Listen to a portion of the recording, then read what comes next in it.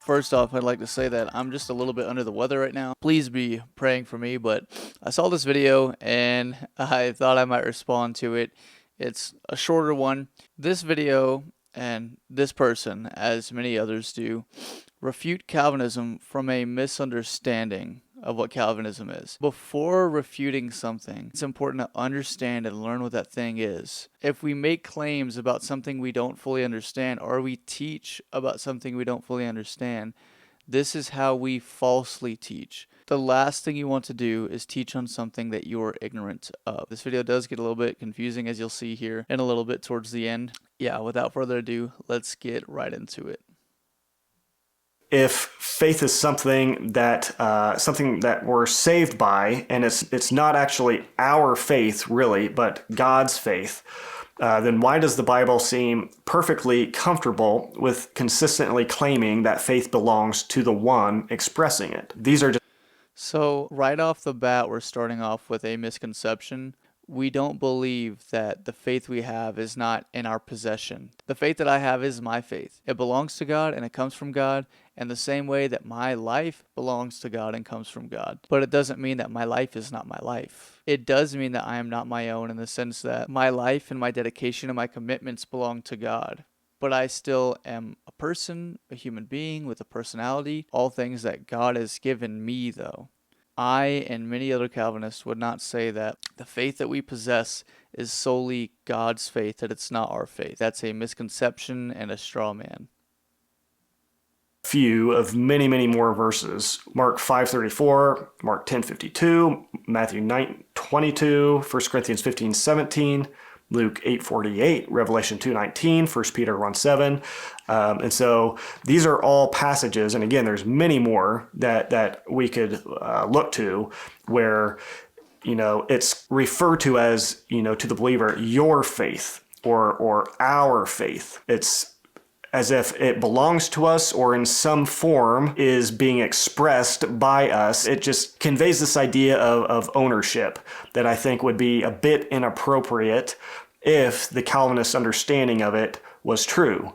In other words, well, I have to stop there because I know I've already kind of dispelled the misconception here, but then, he says, if the Calvinist understanding of this were true, that is not the Calvinist understanding. We don't believe that the faith that we possess is solely God's, that it's not our faith. My faith is my faith, but it came from God. If faith is itself righteousness, if it's a righteous activity that only God is able to cause or perform, then to say your faith, like Jesus says in Mark 5:34, he says, "Daughter, your faith has healed you. Go in peace and be freed from your suffering." Another place is Matthew 9:22. Okay, I thought he might wrap it up a little quicker. But that being said, he says that if faith is righteousness, we are imputed Christ's righteousness because of our faith. So there again is another, I would say, huge misconception. I'm not sure if he believes that faith is equal to righteousness, but I would say that biblically that's not a sound understanding of faith and righteousness. Faith is not righteousness. Again, faith is righteous. Faith is not righteousness.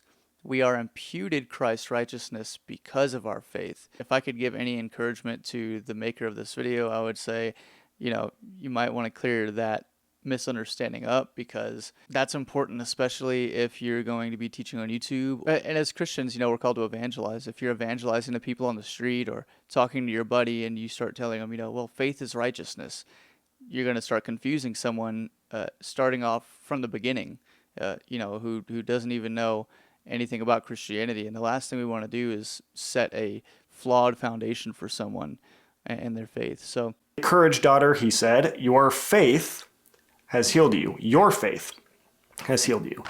Luke 7:50, and Jesus told the woman, "Your faith has saved you. Go in peace." 1 John 5:4, "This is the victory that has overcome the world, even our faith."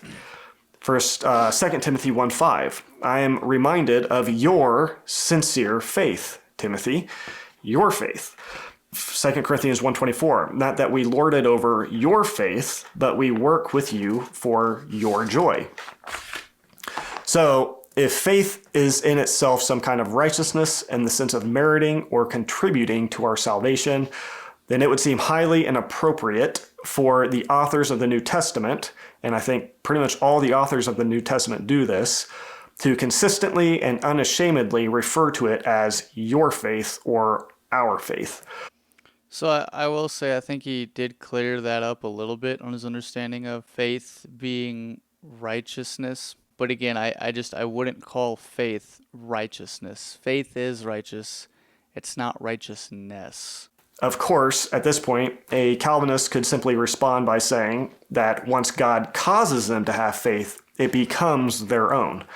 But God also causes us to have his righteousness, and yet the Bible doesn't seem too comfortable with ever referring to it as our righteousness or your righteousness.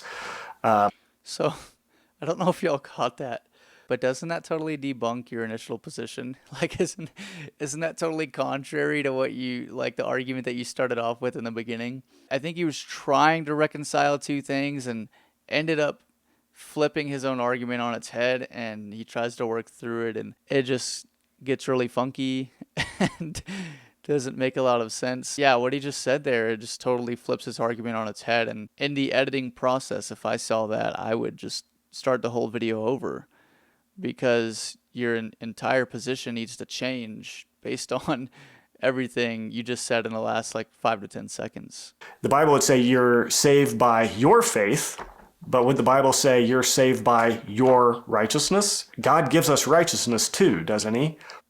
Right, exactly. But it's not our righteousness. It's the righteousness that's imputed to us by Christ.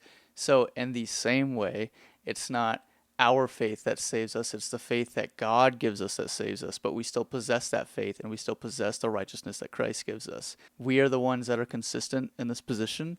You are not. I'm sorry, I'm not trying to laugh, but I don't know how you didn't see the inconsistency here, but this just like totally flipped your own argument on its head. So, there's a sense in which, yes, God gives us things and then they belong to us. But I think we would agree probably that in many cases it would be a bit inappropriate or misleading if Paul or the New Testament writers talked about how the believers were saved because of your righteousness, or it's our righteousness that saved us. Even if God had gifted it to them, I think we'd agree that would be a little bit unsettling, right? And so if faith is equivalent to righteousness, as the Calvinist implies that it is, in some fashion, it is a righteous thing. Again, I have to stop there. Calvinists would not say that faith is equivalent to righteousness. We say that because of the faith that we have, we are imputed Christ's righteousness. It's not, faith is not the same as Christ's righteousness. That totally depraved humans cannot perform.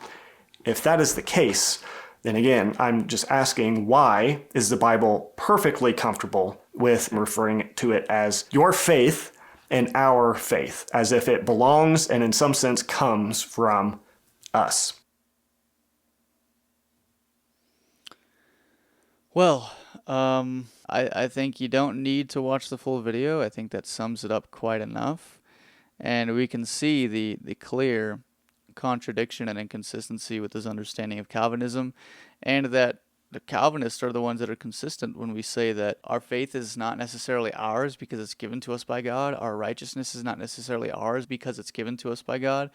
But because God gives it to us, we do possess the righteousness and we do possess the faith. Yeah, I would just encourage, again, anyone who wants to refute Calvinism to have a solid grasp and a understanding of what we believe before refuting it. I understand this happens when Protestants refute Catholics all the time. One thing that came to my mind when I saw this was, first off, I'd like to say that I absolutely love Coasty Hen and his ministries, but he recently had this super anti-Catholic dude on there that was just like the spitting image of overgeneralizations and stereotypes about Catholicism that are like half true and half false. And I think that was not a good look for his channel, because I'm sitting there watching it going, man, I've looked into the Catholic Church. I'm starting to study it more. And I know that these things are even things that I would probably agree with 6 months ago, but it's just so not true. And not only do I want to encourage other people to not be the person that looks silly by using overgeneralizations and misunderstandings of a certain belief in order to refute that belief, but I don't want that to be myself either. It's not about comparison or who's better or whatnot. I'm simply making the point that I'm not going to encourage you or someone else to do something that I myself would not do, or that I'm not already putting into practice in my own life or trying to put into practice.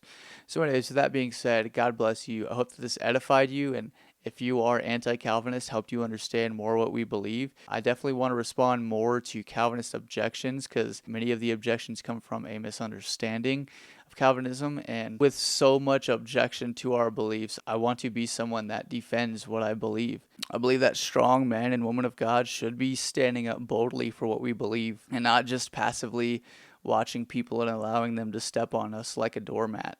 Of course, we do so with kindness and gentleness, right? The Lord's bondservant must not be quarrelsome. Please be praying for me that I would feel better and that our family would get through this time of illness, and be praying for the Lord's church. With that being said, in the name of the Father, Son, and Holy Spirit, go in peace, and I will see you in the next one.